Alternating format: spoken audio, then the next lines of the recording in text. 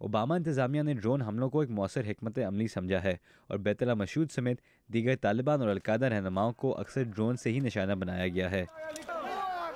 لیکن واشنگٹن کے spy museum میں ڈرون اٹیکس کے بارے میں ہونے والی ایک پینل ڈسکشن میں امریکہ کے لیے ڈرون حملوں کے فوائد کے بارے میں کئی سوالات اٹھائے گئے۔ نیو امریکہ فاؤنڈیشن کے پیٹر برگن، جو امریکی نیوز چینل CNN کے لیے تجزیہ کار بھی ہیں، کا کہنا ہے کہ ڈرون حملے اب شاید اتنے کامیاب نہیں ہیں جتنے وہ کچھ ماہ پہلے تھے۔ کچھ عرصے سے ہم نے کسی القاعدہ لیڈر کی ہلاکت کے بارے میں نہیں سنا، اور زیادہ تر طالبان اب ان علاقوں سے بھاگ گئے ہوں گے، حالانکہ اب بھی ان علاقوں سے معلومات حاصل کرنا مشکل ہے۔ میرے خیال میں ڈرون حملوں کا اثر کچھ کم ہو گیا ہے۔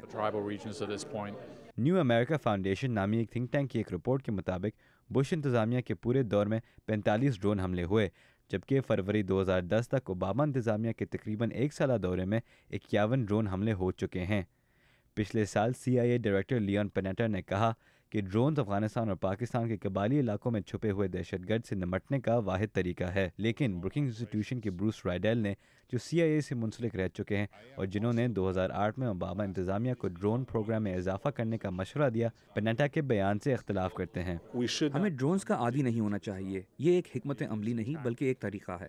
ڈرونز ہمارے منصوبے کا صرف ایک حصہ ہونا چاہیے۔ پینلسٹ کا کہنا تھا کہ ڈرون حملوں سے شہری ہلاکتوں کے بارے میں معلومات کم ہیں اور جو ہیں ان پر مکمل بھروسہ نہیں کیا جا سکتا۔ نیو امریکہ فاؤنڈیشن تحقیق کے مطابق 2004 سے فروری 2010 تک ڈرون حملوں سے ہونے والی ہلاکتوں میں سے 30% بے گناہ شہری تھے، لیکن نیو یارک ٹائمز سے بات کرتے ہوئے ایک امریکی عہدیدار نے کہا کہ پچھلے 2 سال میں صرف 20 بے گناہ افراد جبکہ 400 دہشت گرد ہلاک ہوئے ہیں۔ لیکن ایمنسٹی انٹرنیشنل کے ٹام پارکر کا کہنا ہے کہ وہ اس ڈیٹا پر یقین نہیں رکھتے۔